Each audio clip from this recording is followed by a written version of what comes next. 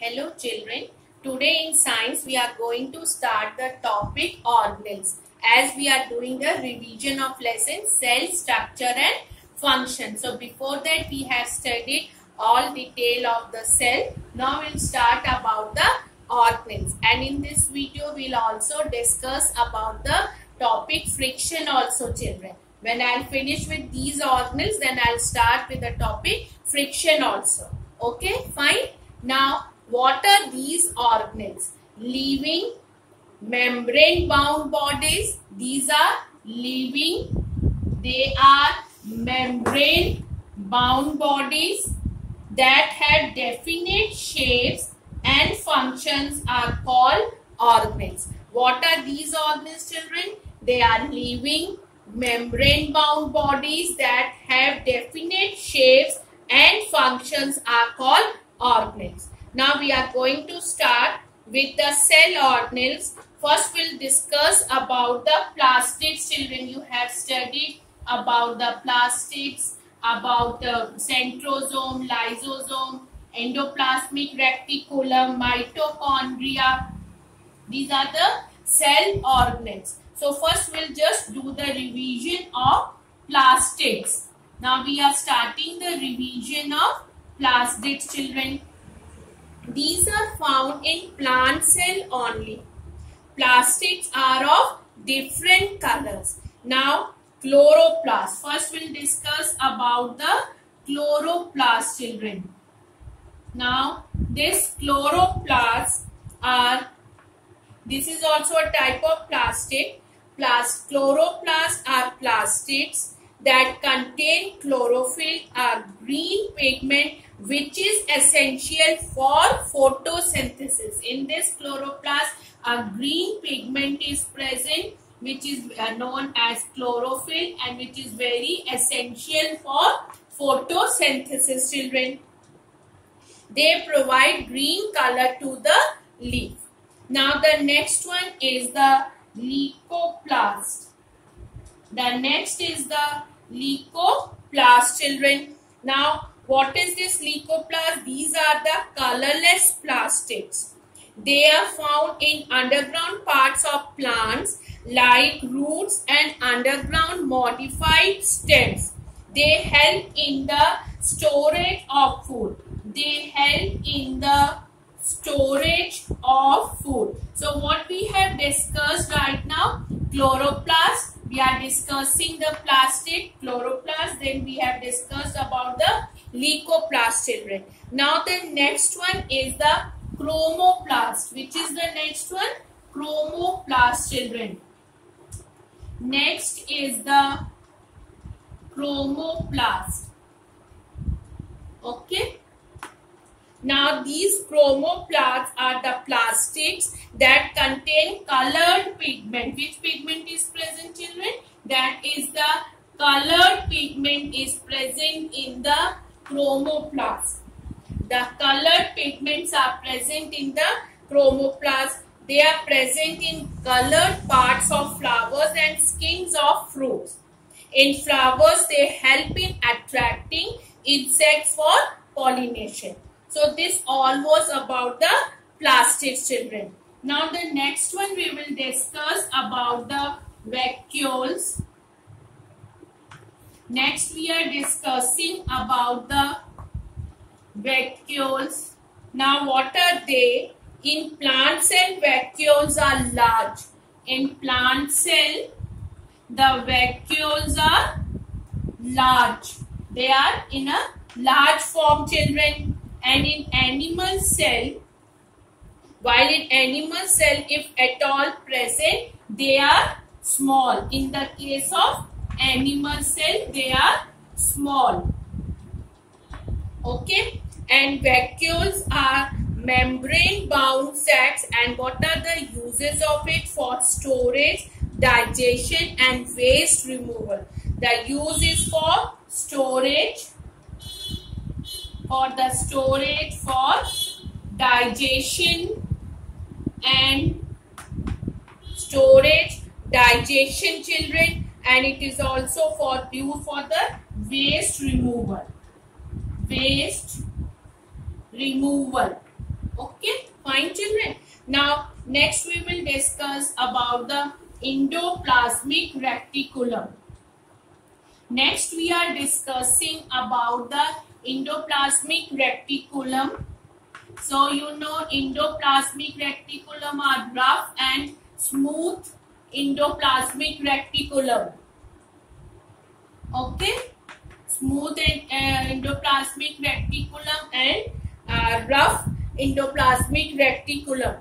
It is the system of complex folded network of membranous tubes. This way children, the tubes are there which connect nuclear membrane, which connects the nuclear membrane, with the plasma membrane. They allow movement of substances within the cell. What is the function? They allow the movement of substances within the cell. And endoplasmic, rough and smooth endoplasmic reticulum, rough in which this way structures are present. These are the minute granule structures. These are known as ribosomes.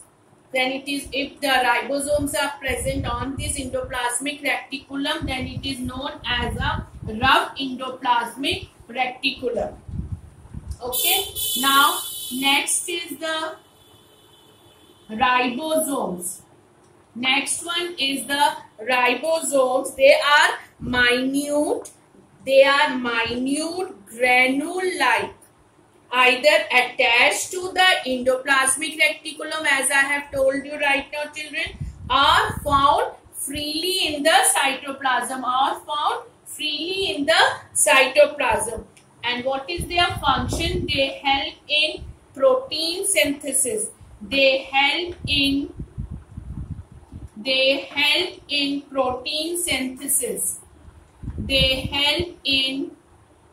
protein synthesis. Fine children, this is about the ribosome. Now next we will be discussing about the mitochondria. Now we are discussing about the mitochondria. What is it commonly known as? It is also known as the powerhouse of the cell. Mitochondria is also known as powerhouse of the cell. Okay, fine children. What is this? The shape it is tiny and it is oval in shape, and it is also double membrane. It is bounded by a double membrane structure children. So this is about the mitochondria. Now next we will discuss about the Golgi bodies children. Okay, so now in this, they are also sac-like membranous structure found near the nucleus. They are sac-like membrane structures found near the where they are found near the nucleus. And what is their function? They are responsible for transport of materials in and outside the cell. Transport of material in and outside the cell. This is the function of the Golgi bodies. Now next is the lysosomes.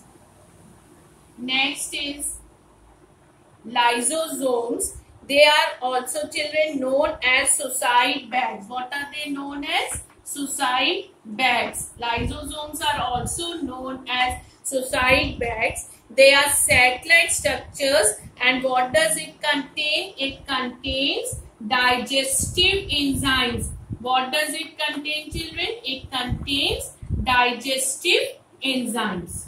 Okay, this is about the lysosomes. Now next one we are going to start. It is the centrosome children. Next is the centrosomes. Okay, now these centrosomes are the minute bodies and found in animal cell. It is found in animal cells. Okay, and one more thing, what is the role of it? What is the function of it? Its role is It is very important role in cell division. It have a very important role in cell division, children. Centrosomes. Okay, this all was about the cell organelles. Now we will discuss about the importance of this cell division. Due to this cell division, growth takes place. Growth takes place in all living things because of cell division. This growth takes place in all living beings due to this cell division only, children, because the multiplication of the cells take place. New cells are formed by the cell division. New cells are formed by the cell division. Okay, we have discussed in this about the organelle, what are organelles, and the detail about the organelles also, children. Now we'll start with the next topic that already I have told you when I was starting this. We will be discussing about the friction, children. Okay, this all is over, cell structure and function revision. Now we are going to start with the next topic, that is this is the friction we are going to start. We'll start from, children, we will be studying about we will be doing the revision of fluid friction, advantages and disadvantages of friction, and how can we increase and reduce the friction. So what is the fluid friction? Fluid friction is the force of friction. Fluid friction is the force of friction. It is force of friction, children. We are discussing what is fluid friction. It is force of friction exerted by whom, children? By fluids. Exerted by fluids. Now what are that fluids, children? The liquids and gases. Liquids and gases are these fluids on objects moving through them, on objects moving through them. So this is about the fluid friction. Fluid friction, what is it? Fluid friction is the force of friction exerted by fluids, that are liquids and gases, on objects moving through them. This is known as a fluid friction. Now there is one more term, that is the drag, children. In this we also use one more term, that is drag. D-R-A-G. D-R-A-G, drag. Now what is it? The frictional force exerted by liquids is called drag. The frictional force exerted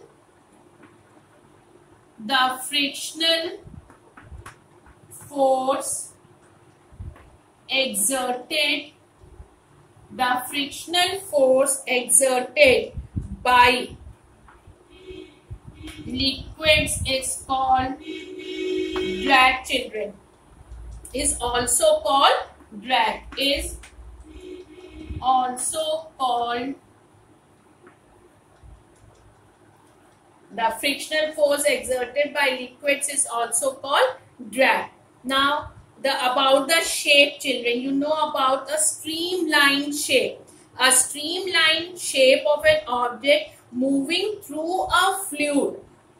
A streamlined shape of an object moving through a fluid. What happens? It reduces the friction. It reduces the friction. That is why, children, the shape of the bird and the fish, what type of shape does they have? They have a streamlined shape. What type of shape does they have? They have streamlined shape. It is a streamlined shape. Why does they have a streamlined shape? So that when they are moving through a fluid, they can reduce the friction. This reduces the friction. Okay. Fine, children. Their streamlined shape helps them to move through the fluid easily. Because of this streamlined shape only, they are able to move through the fluid easily. Okay. Now we will discuss the advantages and disadvantages of friction. Advantages and disadvantages of friction. Advantages of friction. Okay. Now, what all that advantages are there, children? Friction helps us to walk and run. Okay. Now, vehicle brakes make use of friction. Friction can produce heat. Nails and screws can be held together in a surface because of friction. We are discussing the advantages of friction. Friction helps us to write. Friction between the chalk and the board or the paper and the pencil helps us to write, children. So, friction can produce heat. A matchstick lights up when rubbed against the side of a matchbox due to heating effect of friction. Now, friction helps us to walk and run, children. How is it possible, children? What will happen if you step on a banana peel, children? You will slip. What happens? You will slip. So, the peel makes the surface smooth because that surface, this surface is now smooth. That the peel makes the surface smooth. Peel makes the surface smooth. So, friction between your feet. So, the friction between your feet and ground. The friction between your feet and ground, what happened? It decreases. The friction between your feet and ground, this decreases. So, the person slips. Friction between one's shoes and the ground allows one to walk by pushing off the ground without slipping and falling down. So, these are the advantages of friction. Now, the disadvantages of friction. What are the disadvantages of friction? Advantages you have revised now. Now, let us see what are the disadvantages of. Now, we are discussing the disadvantages of friction, children. Now, friction reduces the speed of a moving object. What happens? This friction reduces the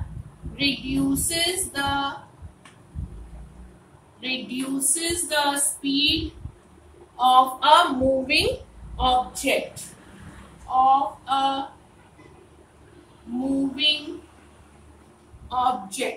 Okay, fine. Now, you cannot move faster on a rough road on your bicycle.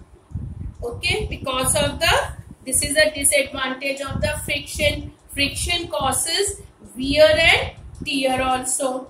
And a large amount of fuel is wasted while running machines to overcome friction. A large amount of fuel is wasted. Why it is wasted? While running machines to overcome friction. So, these are the disadvantages of friction.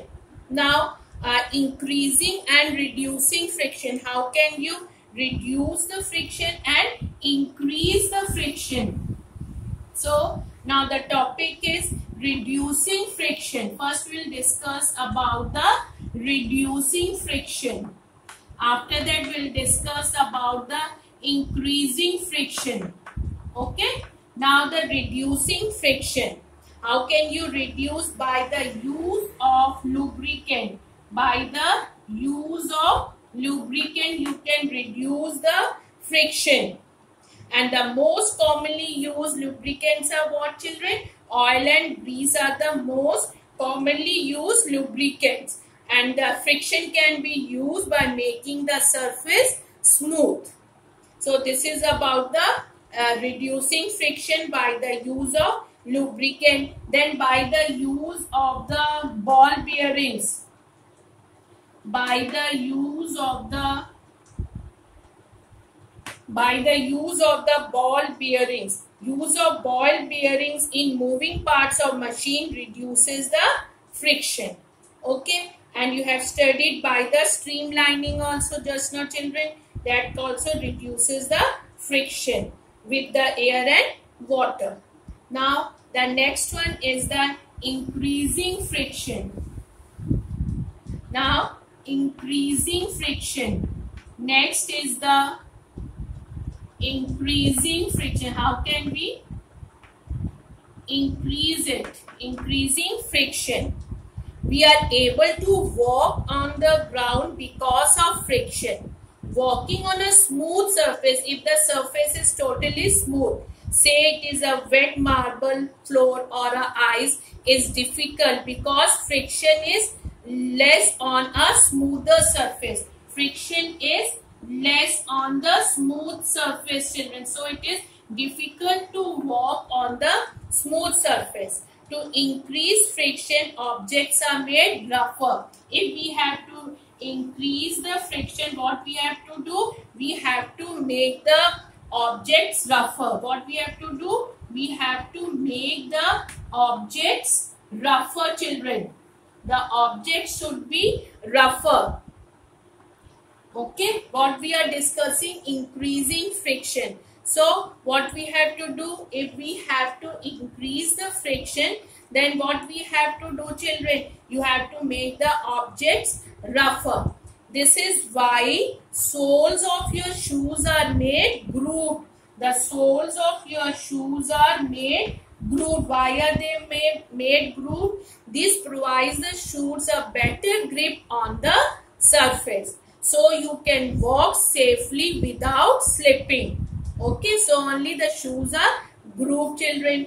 And then you must have seen that the football shoes have a spikes. What does they have? They have spikes. Football shoes have spikes, children.